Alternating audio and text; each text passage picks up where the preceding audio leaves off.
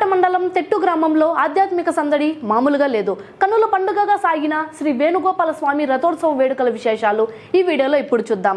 తెట్టు గ్రామంలో వెలిసిన శ్రీ వేణుగోపాల స్వామి కళ్యాణోత్సవం శుక్రవారం రాత్రి అత్యంత వైభవంగా వేద మంత్రాల సాక్షిగా జరిగింది. ఇక శనివారం జరిగిన రథోత్సవం అయితే అద్భుతమనే చెప్పాలి.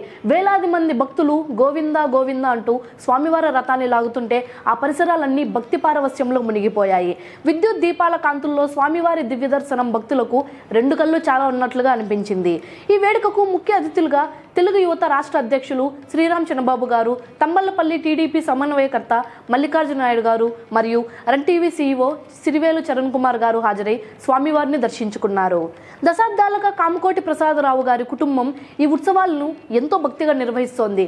భక్తులకు భోజన వస్తువులు కల్పిస్తూ వారు చేస్తున్న సేవలు ప్రశంసనీయం. మరో ముఖ్యమైన విషయం ఏమిటంటే వచ్చే ఏడాది ఈ రథోత్సవ సంబరాలను మొదటి నుండి చివరి వరకు మన రన్ టీవీ తెలుగు ఛానల్ ద్వారా మీకు కళ్ళకు కట్టినట్లు చూపించబోతున్నామని సిరివేలు చరణ్ కుమార్ గారు తెలిపారు.